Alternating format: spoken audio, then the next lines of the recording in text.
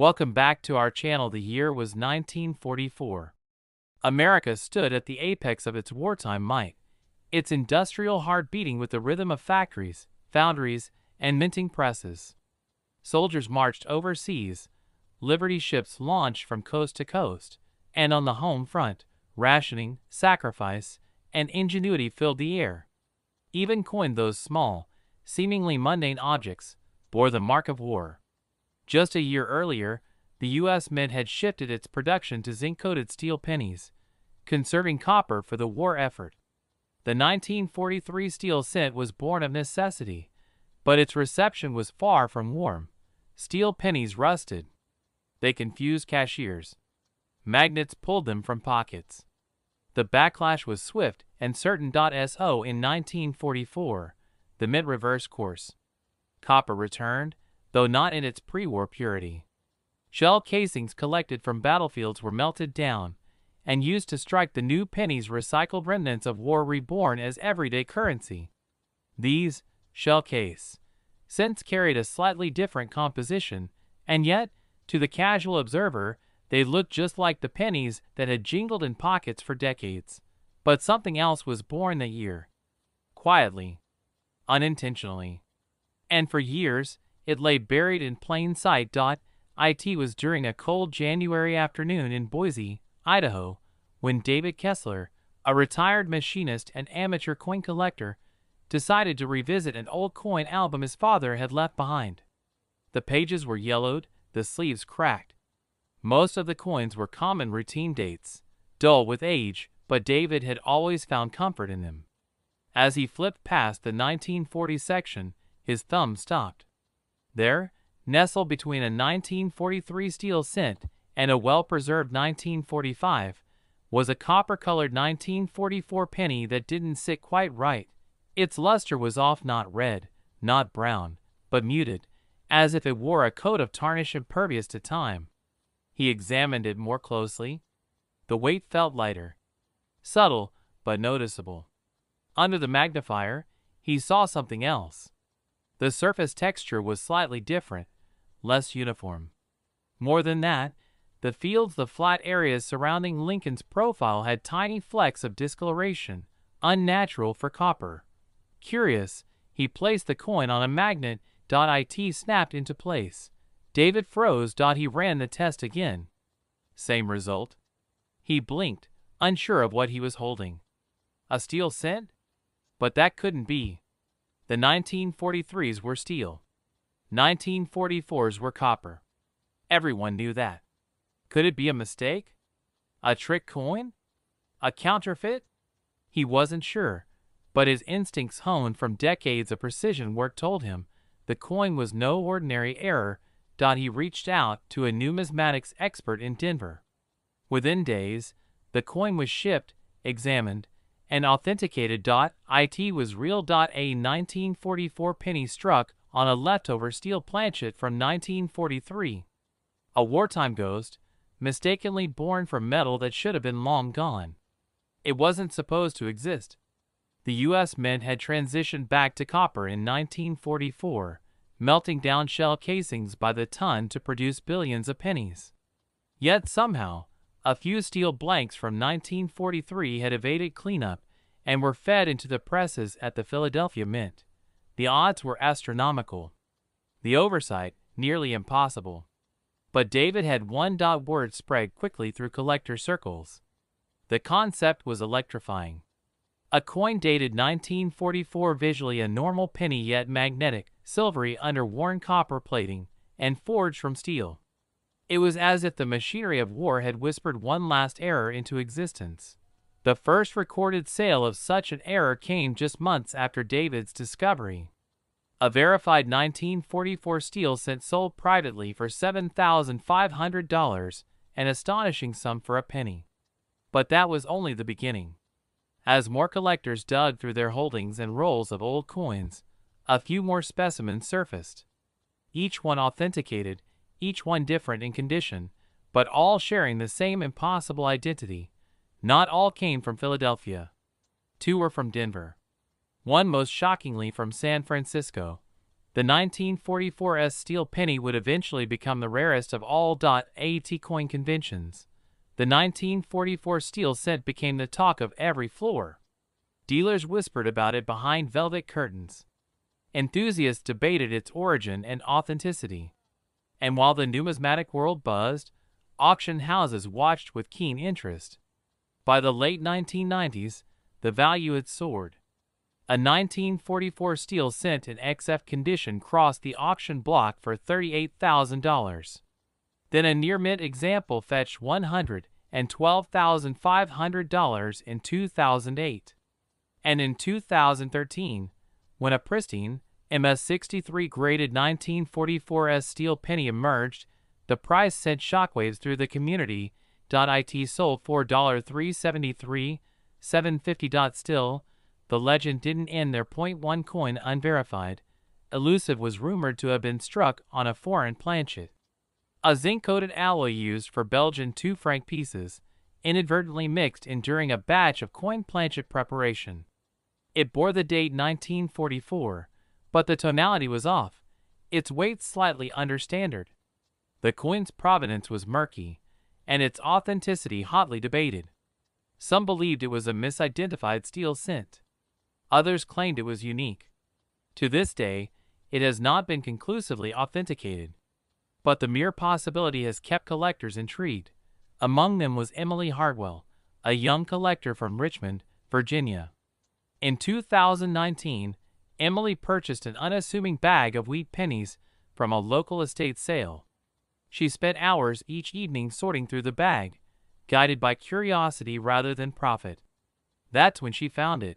Another 1944 penny with strange, dull luster. She noticed the same pull to a magnet. Her heart pounded. A lifetime of numismatic legends had prepared her for this very moment. She submitted the coin for authentication. It was real.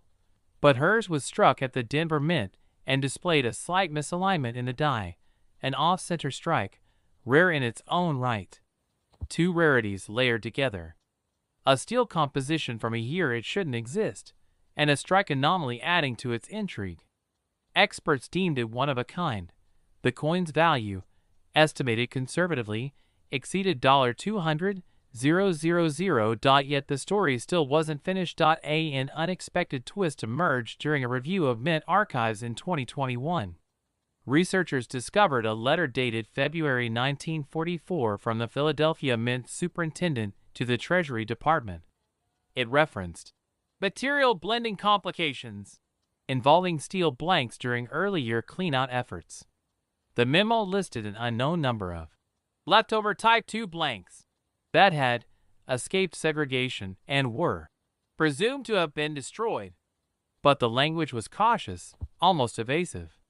It suggested the Mint new steel cents might accidentally make it into circulation even in 1944, but had chosen not to disclose the possibility publicly to avoid panic or confusion.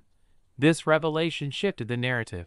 What was once believed to be pure accident now hinted at quiet acknowledgement, a cover-up by omission. The Mint had known. And collectors, decades later, had stumbled upon the hidden truth one steel penny at a time. The 1944 steel cent had graduated from fluke to legend, and the 1944 copper cent, its more common counterpart, carried a story of its own. As the steel coins grew in myth, their copper siblings became the guardians of contrast, ordinary by numbers, but suddenly more significant when paired with the anomaly. They were the baseline, the comparison, the control in a chaotic experiment that history never meant to run. Even now, in 2025, stories continue to surface. One such tale comes from Texas, where a man digging through a time-worn penny jar inherited from his grandmother discovered a tarnished coin with silver edges peeking through copper wire. The coin adhered to a magnet with the same eerie certainty. If authenticated, and rumors suggest it soon will be, it could be the 24th known example of a 1944 steel cent. And O2 are perfectly alike. Each bears the scratches, nicks, and journeys of a lifetime. Each carries the weight of a war-wrought economy and the unintentional grace of human error.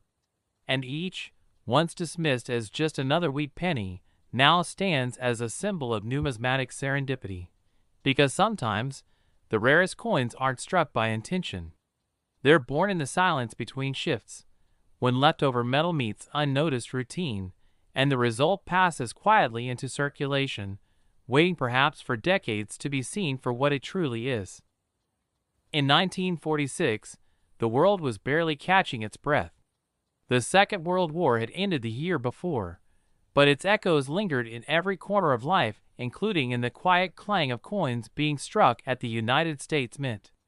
Factories that had once produced warplanes and artillery shells were shifting back to peacetime production. Copper, long a wartime commodity, was once again being used for civilian purposes, and the familiar 1-cent wheat penny returned to its traditional copper alloy. For most people, these small changes passed unnoticed. But among the hum of coin presses and the shuffle of inspectors' boots on concrete floors, something slipped through. The 1946 wheat penny was supposed to be routine. Struck at 3 locations, Philadelphia, Denver, and San Francisco, it bore the classic profile of Abraham Lincoln on the obverse and the pair of wheat stalks cradling 1 cent on the reverse. Millions were minted, more than $1 billion in fact. It was never meant to be special. But even in the world of mass production, perfection is an illusion. It wasn't until decades later that someone noticed. Not in a museum, not in a vault, but in a dusty, forgotten cigar box tucked away in the attic of a modest home in rural Indiana. Harold McLennan, a retired schoolteacher with a passion for coins, had stumbled upon the box while helping his grandson organize old belongings. The coins inside weren't organized or labeled, just a haphazard collection accumulated over years of habit, superstition, and curiosity. Some were common, some were worn, but one gleamed just a little differently. Not in luster, but in detail, or rather, a lack of it. Harold tilted the penny under the light, squinting. At first, it seemed normal. Lincoln's face, weathered as always, stared back. The date, 1946. Nothing unusual there. The wheat reverse, softly worn. But something was missing. He flipped it over again. No mint mark. That wasn't odd for a Philadelphia strike. But when he looked closer, the edges seemed strange, too sharp in some places, almost blurred in others. There was something off about Lincoln's jawline, too. He took a magnifying glass from the drawer. The details under the glass startled him. The coin surface showed doubling, not the kind a novice might mistake for wear, but crisp, raised outlines that shouldn't exist. The letters in Liberty seemed to have shadows. The date, 1946, shimmered with a second outline, faint but undeniable. His pulse quickened. Could this be a double die? Harold's hands trembled slightly as he compared the coin with standard references. The 1946 double die was not a well-documented phenomenon. In fact, no major double die from that year had ever gained serious attention in the collector's community. The known examples were scarce, disputed, and often dismissed. But this was different. He sent the coin off for verification. Weeks passed, with Harold checking his mailbox daily. The world moved on. People paid for coffee, gas, and groceries with pennies just like the one in that box, never knowing.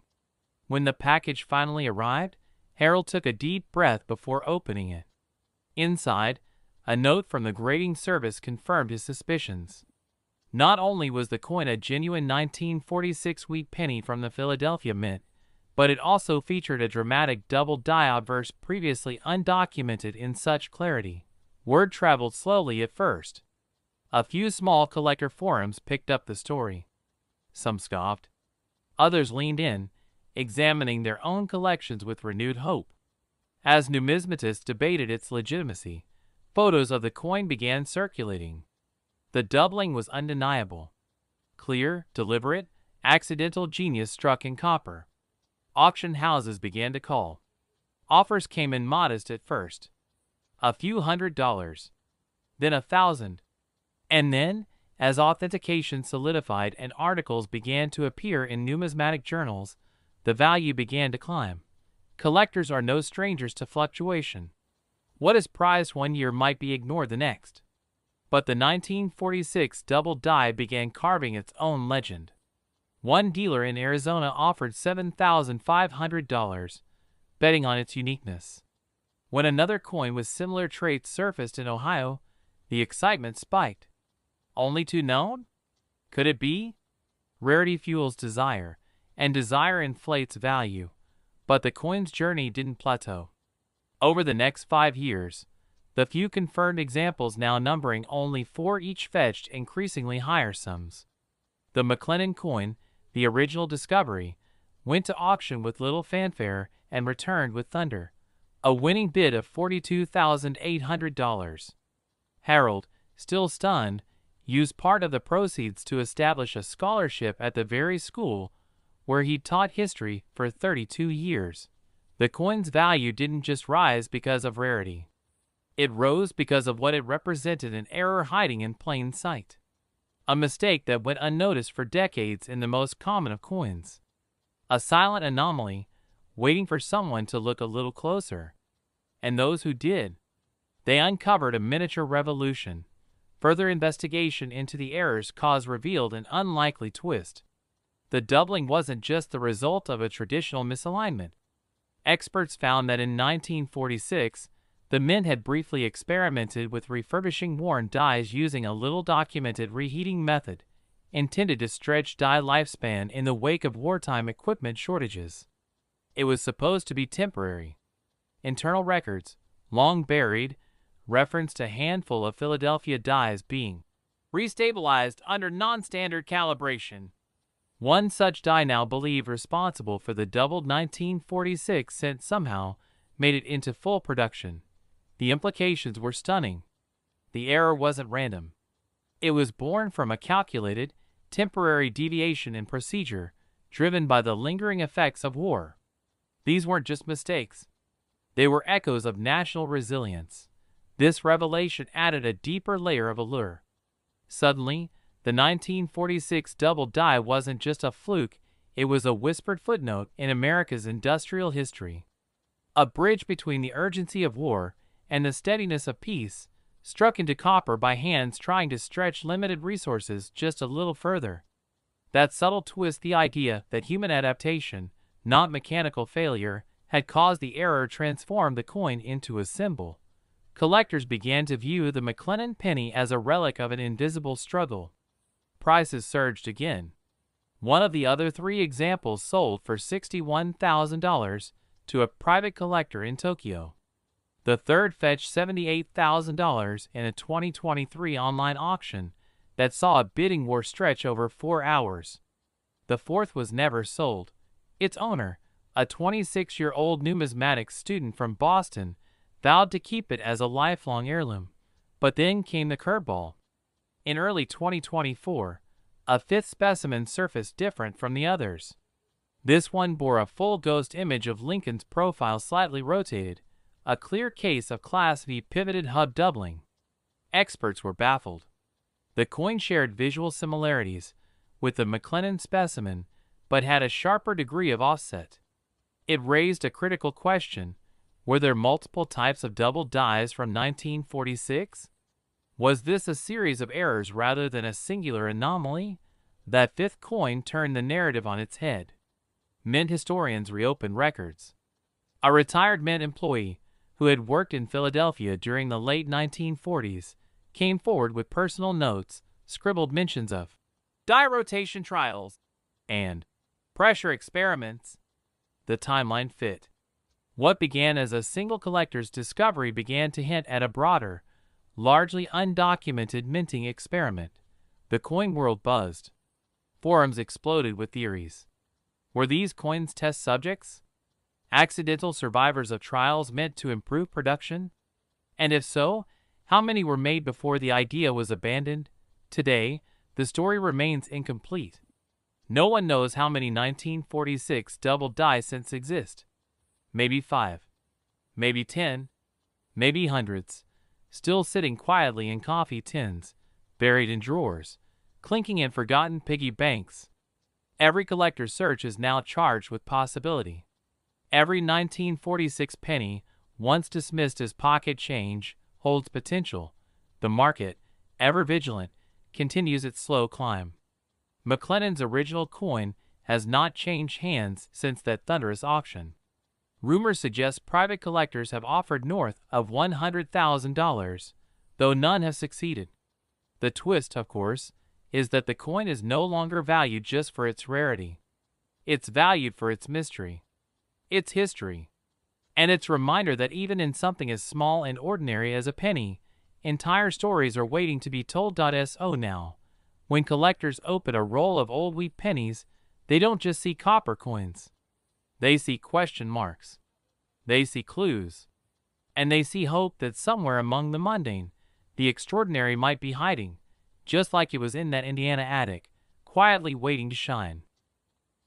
In the immediate aftermath of World War II, the American economy found itself in a whirlwind of transition. Factories once geared toward military production now pivoted to civilian demands, and the U.S. Mint, humming with the echoes of wartime austerity, resumed the task of producing everyday coinage for a rapidly shifting society. Among these freshly minted coins was the 1948 U.S. 1-cent wheat penny.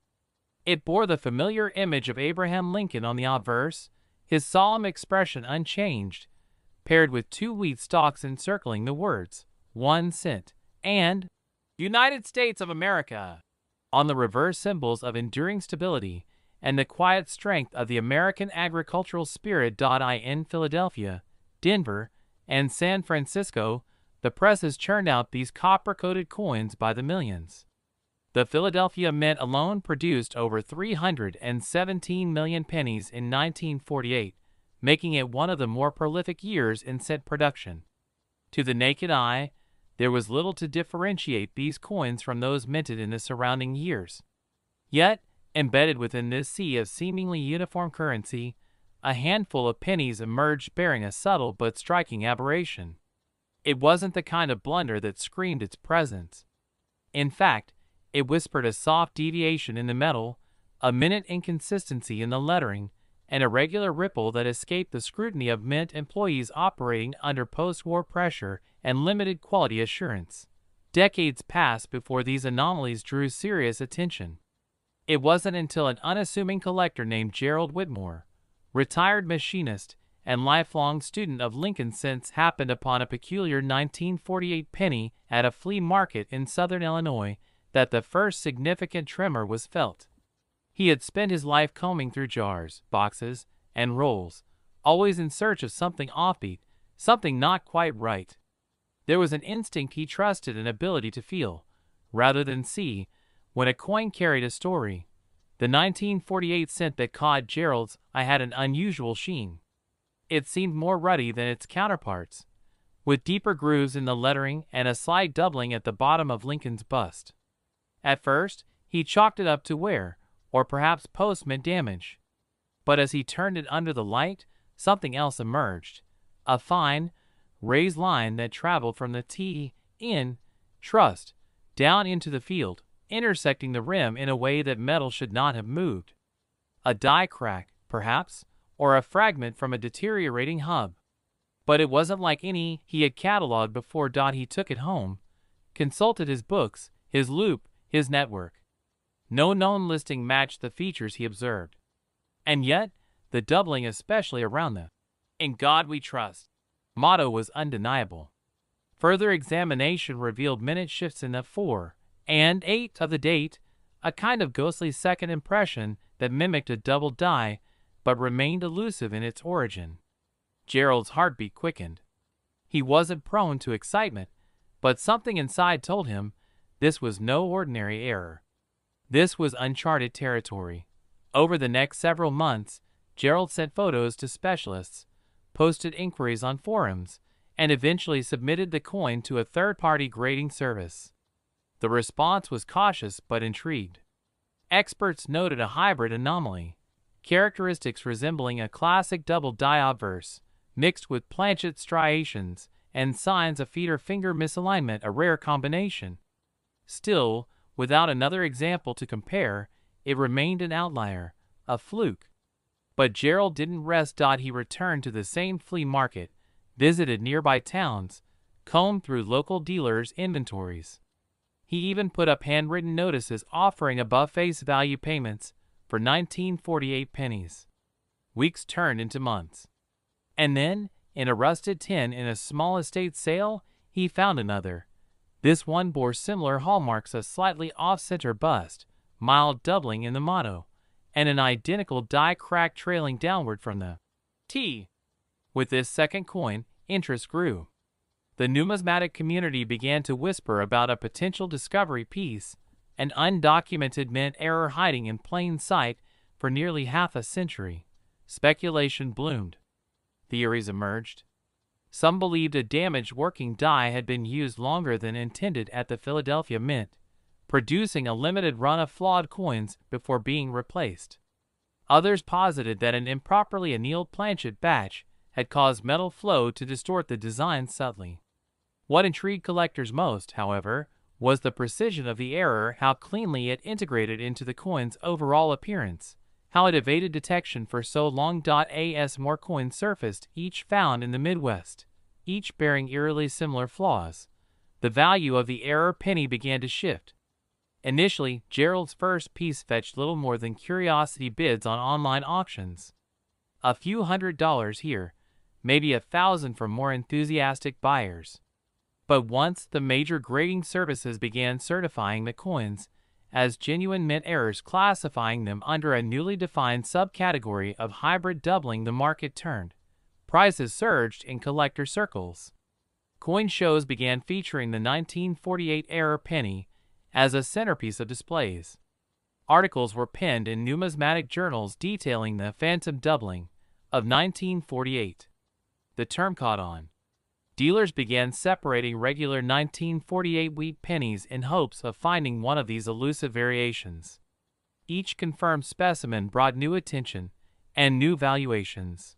Within 5 years of Gerald's discovery, one of the finest known examples sold at a private auction in Chicago for over $14,000.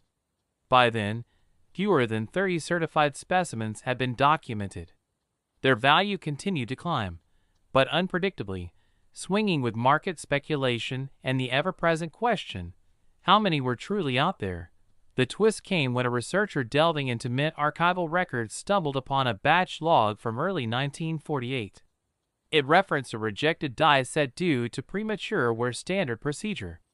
But curiously, this set had been logged as returned to use for low-volume secondary press. This phrase raised eyebrows. Typically, such dies were destroyed. The implication was that in a cost-saving move, a damaged die might have been used on a smaller, separate press, perhaps one reserved for experimental runs or emergency overflow. That revelation reframed the entire mystery. What if the error wasn't a mistake, but a calculated risk? What if mint officials, strapped by post-war budget constraints and a directive to maintain production quotas, had made a quiet compromise? The possibility added a layer of conspiracy to the narrative. It transformed the error from accident to artifact evidence of a behind-the-scenes decision, a relic of bureaucratic pragmatism. Collectors became divided. Some saw the error's potential manufactured origin as diminishing its mystique. Others viewed it as deepening the story, making each coin a witness to a moment of institutional improvisation in American history. The controversy only fueled demand. Auction houses began marketing them with phrases like, "survivor of mint discretion," and "echo of a post-war dilemma." Even decades later, as the 1948 wheat penny approached its centennial, new examples trickled in, rare, yes, but just enough to keep the hunt alive. Most surfaced from the central United States, lending credence to the theory that a small batch was released regionally, never distributed nationwide. Each new find prompted reevaluation, not just of the error's rarity, but of its narrative point. One of the most dramatic moments came when a collector in Missouri submitted what appeared to be a pristine uncirculated version, still red, still gleaming, with razor-sharp doubling visible under 10x magnification. It became the highest graded example on record, and at a televised auction, fetched a stunning $42,000, shattering previous records and cementing the coin's place in numismatic lore. To this day, the 1948 error wheat penny remains a subject of fascination, not solely because of its value or rarity, but because of the layers it carries. Layers of history, of chance, of human decision and mechanical imprecision. It serves as a reminder that even in the most routine acts minting a 1-cent coin there lies the potential for anomaly, for mystery, for value beyond measure. And somewhere out there, nestled in a forgotten jar or tucked behind a drawer, another piece may wait. A single copper disc, seemingly ordinary, yet bearing the faint echo of a story still unfolding, one that began with a press operator, a worn die, and the unseen ripple that would travel decades through time to find its meaning in the hands of those who looked just a little closer.